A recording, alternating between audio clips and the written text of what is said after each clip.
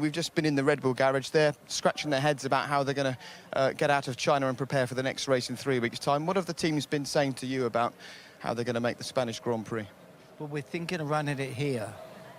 Perfect. Because everybody's here, so rather than go all the way back to England, which they can't do, we'd run it here.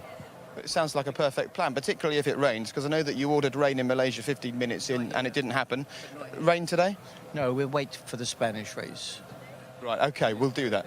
OK, let's have a chat about some of the issues that are roaming around in Formula One at the moment, talking about various different circuits. There were questions this week about the Korean Grand Prix.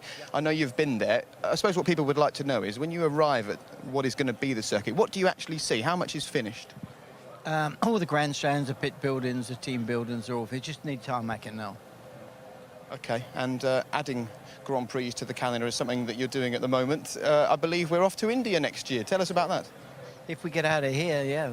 But people say this is going to be for 2 years, so we might have to hold the World Championship here the whole time now. Would you mind that? No, I don't mind. I get used to it now. It's all right. I suppose the issue would be trying to drag the fans down here. I did some maths earlier on. There are 20 million people living in Shanghai. We'd only need 0.5% of the population to get 100,000 people to come down and watch the Grand Prix here. Why have they struggled to get the fans to turn up and enjoy this, do you think? Well, I mean, it's just taken a little bit longer than they thought to get the exposure we need. OK, so once we've been here for a couple of years, we'll start going to different locations. Yes, I mean, if we stay here now, people get used to it. They come here and see 4 or 5 races, they'll be happy. So a rolling contract, you've said, for Shanghai at the moment. They're going to stick with the Grand Prix. New contracts getting spread around the world, I guess, to new places. You mentioned 25 Grand Prix on the calendar in a couple of years. Is that realistic? I never mentioned that. You might have done, I didn't. Well, I did just now. What about New York? People are talking about Formula One heading to New York. Is that Exactly possible? right. Yeah. Would you like to see that? Got that right.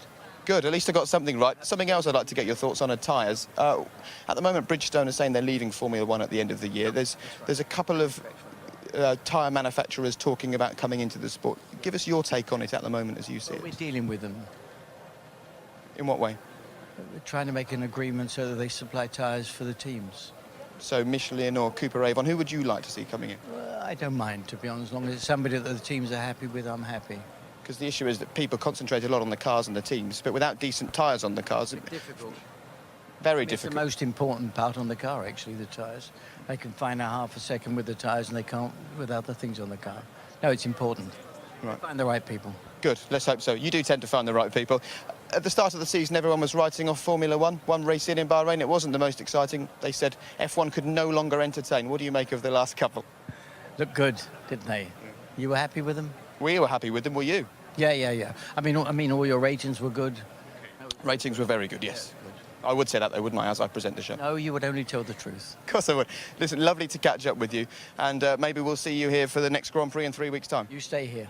We'll do just that. OK, thanks very much, Bernie. Lovely to see you. Enjoy the day. Take care. Nice to see you.